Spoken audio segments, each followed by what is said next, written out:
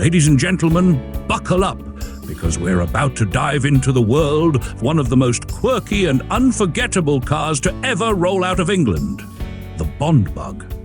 Now, if you're picturing a car that looks like it's been kidnapped from a science fiction movie and is ready to zoom through the streets like a hyperactive go-kart, then congratulations, you've got the right idea. But if you're wondering whether it's practical for a daily commute, well, that's where things get interesting. Let's get into it, shall we? Before we go any further, hit that subscribe button for more wild rides and mind-boggling machines here on the Cool Ideas channel. Now let's rev those engines and get into it. Manufactured by Reliant between 1970 and 1974, the Bond Bug wasn't exactly a car for the faint of heart. Designed by the legendary Tom Caron of Ogle Design, it was a wedge-shaped microcar that defied convention. This was no ordinary automobile, folks. It was a three-wheeled marvel with a canopy instead of conventional doors. With just 2 seats and a body that could have been designed for a Martian, the Bond Bug was like the love child of a go-kart and a science fiction spaceship. Compact, odd, and full of personality.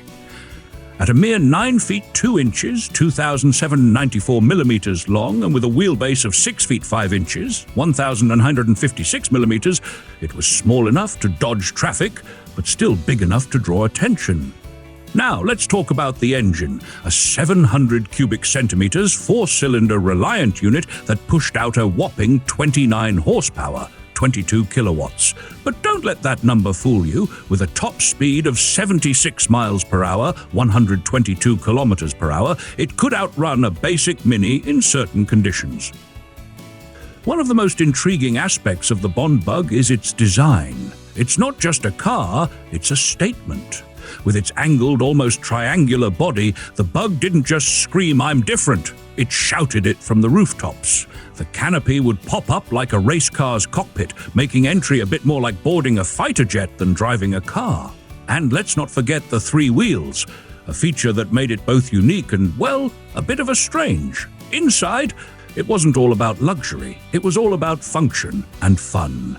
With seating ergonomics that weren't exactly posh, you got what you needed, and a whole lot of charm. And yes, it was made to be fun to drive.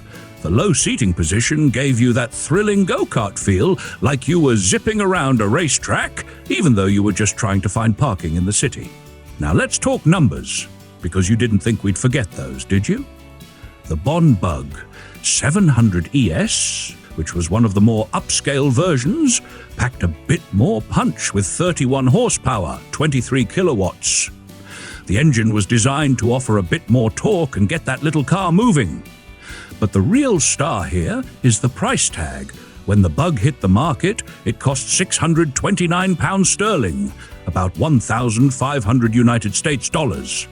At that price, it was competitive with small cars like the Mini, but it was so different that you either loved it or didn't know what to make of it. Now, if we adjust for inflation, that same £629 sterling would be roughly equivalent to around 12,000 United States dollars today. After just 2,270 units were produced, the Bond Bug was phased out in 1974. But like many quirky cars, it didn't just fade into history. It found a second life. In the 1990s, a group of enthusiasts started making 4-wheeled versions and even experimented with kit cars, keeping the spirit of the Bond Bug alive for a new generation. So what's the verdict? Is the Bond Bug the future of transportation? Well, probably not, but it's certainly a fun little piece of automotive history. It's quirky, it's zippy, and it's about as British as a cup of tea. Would I recommend it for your daily commute? Probably not, unless you like people staring at you in awe and maybe some confusion. But if you're into collecting unique vehicles or just love the thought of owning a 3-wheeled car with a canopy, the Bond Bug might just be the one for you. The link for that is also in the description. Thanks for watching, and I'll see you on the next ride.